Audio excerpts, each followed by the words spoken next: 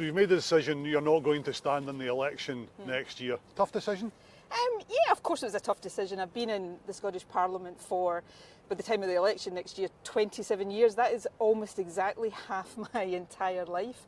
I've loved it. It's been a massive privilege. I mean, that kind of phraseology is almost cliched, so it's really difficult to find the words to convey just how special it's been. This phase of my life has been, deeply fulfilling, remarkable, exciting, lots of ups and downs over the course of that. So yeah, of course, a difficult decision, but that said, I think I've known for quite some time now, actually, in my heart, that this is the right time for me to close the book on this chapter of my life and look forward to new opportunities in the future. So I feel sad, but at the same time I feel really happy, and those emotions are probably in equal measure. It's a bit like what you said when you stood down as First Minister, that basically you just had enough.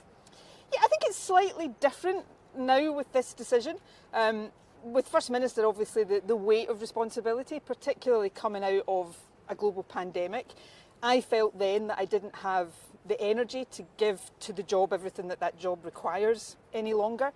Now, it's not really about a lack of energy. If anything, I feel a bit re-energised and revitalised after a period out of ministerial office. But I feel I want new opportunities. I care deeply about the country. I care deeply about winning independence for the country so that we open the door to all that I believe that will offer. There's causes I want to continue to champion.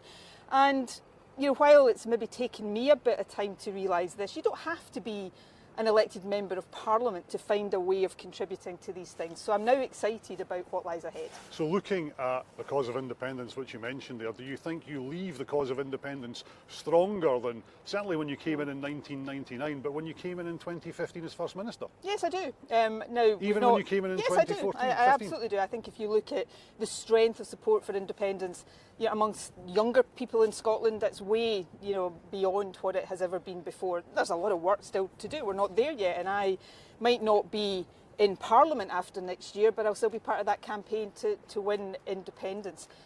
If I was to go back in time, if it was possible to go back in time and speak to the very shy, very awkward, quite geeky 16-year-old that joined the SNP on Kay Ulrich's doorstep, and told her everything that has happened over the years since, that I would become a member of a Scottish Parliament, back then it didn't even exist, that I would be a minister in an SNP government, that I would be First Minister of Scotland, that I would help lead an independence referendum campaign. I mean, frankly, she would have thought she was hallucinating. So it's impossible for me to really sum up everything that has been so special about the last few decades of my life, but this is the time for me to look forward and to allow those in the next generation that I've tried to encourage along the way to come up and carry on the work. From your perspective, what have been the highest points? I mean, there's so many high points that it would be, I could stand here and talk to you for hours to try to list them. You're becoming a member of this Parliament, one of the original members.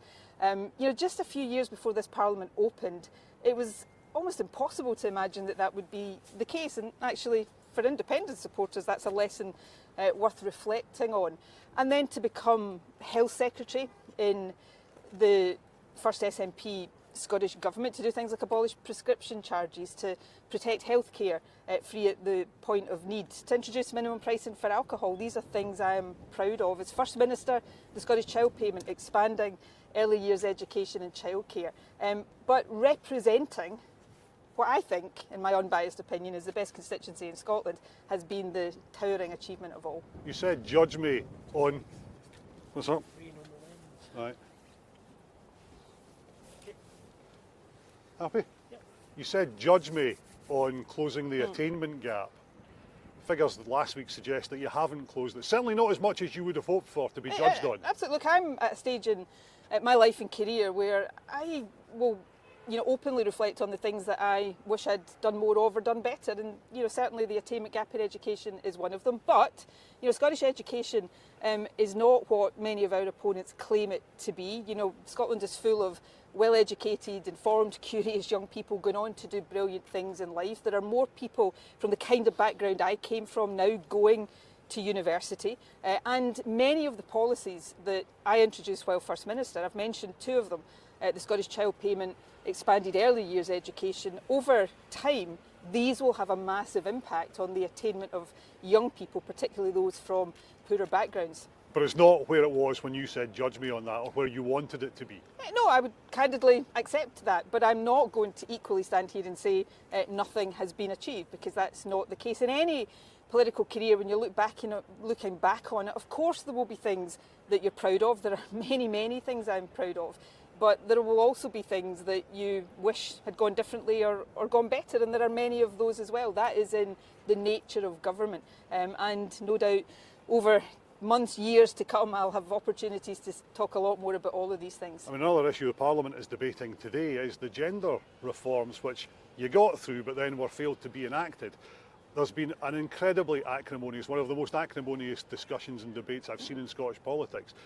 Do you think you got that wrong? Well, I think in some ways the answer to that question lies in the terms of your question. Whatever you think about the Gender Recognition Reform Bill, it's not in force. And therefore, the kind of things that are being debated right now are not impacted by that. They wouldn't have been, incidentally, even if it was in force, but it's not.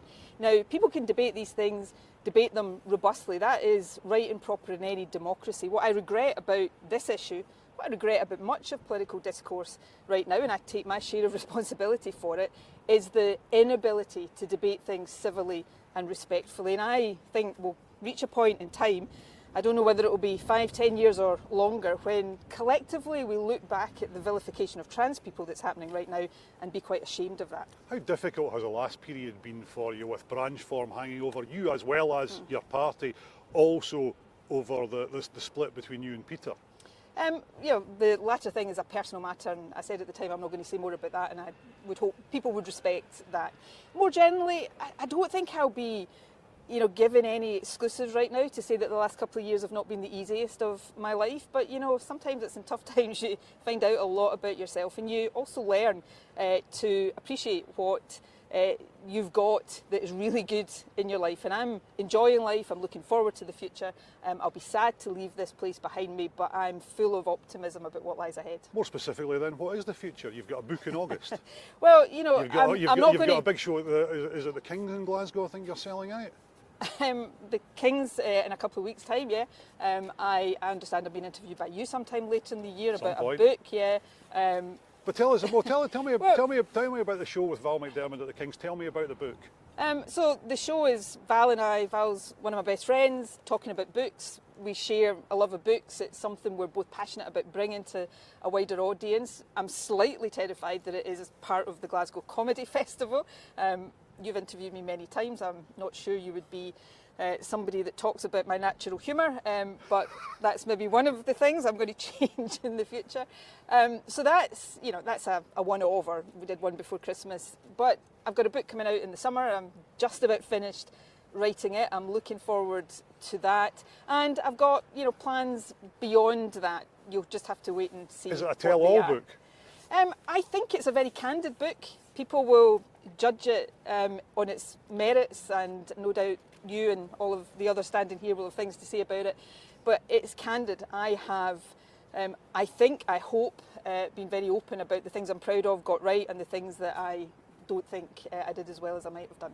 Do you think you're leaving politics as what you said it yourself when you stood down as First Minister, as a bit of a divisive figure? You're loved by many, loathed by many others. I don't know if it's possible to be in politics for as long as I have and not have a bit of that. And in a sense, that is part and parcel of a healthy, vibrant democracy. I do regret, and before you kind of throw this question at me, I accept I've been a frontline politician for best part of 3 decades now. I have to bear my share of responsibility, but I do regret, and I deeply worry about the state of politics and political discourse right now, the toxic, polarised nature of it. And I think we've all got to take a step back, accept why we're here, but work out collectively how we get back to a better model of democracy for the sake of generations to come after us. How much does something like that hurt? I mean, you obviously have to develop a thick skin as a politician, but how much does it hurt? I've always tried to kind of be open as a politician about, yes, you've got to have a thick skin, so it's really important you don't let every kind of arrow that's chucked at you, get to you, or you can't do your job. But I've always believed, and this probably became clearest to me during COVID, as a politician, I think it's also wrong and dangerous to try to pretend you don't have any human emotions, that you don't feel things the way other people do. And maybe that's a bit of what's gone wrong with politics. So, of course, when people are having a go at you, you feel that, but it is part and parcel of a healthy democracy. And if you're not prepared to take that, you shouldn't be in the job. What I would say, though, is particularly for a lot of young women right now, that kind of scrutiny stops being scrutiny and is becoming abuse, and that's not acceptable. And that will, if we're not careful, drive a whole generation of young people, women in particular, away from politics. What is next for this place? Next year you're standing down, you've been here from the start. What's next for it, do you think? It's no secret, I hope in the years to come, in the not too many years to come, it will become an independent parliament. Beyond that, I really hope we rediscover a degree, or I'm saying we, I will not be part of it after the election next year, that institution rediscovers a sense of respect and civility that I think it has lost over the past few years. I remember previous parliaments where we could have really, really strong, at times really heated disagreements, but there was also an ability to respect each other's point of view and come together to try to find common ground where it existed. I think that's been lost a bit, and there's lots of members, long-standing members, standing down at the election next year, which means there'll be a generation of new blood coming into the institution, and that should be, I hope, a fresh start moment, and I hope those who will be re-elected and carry on in the Parliament take that opportunity to have a fresh start.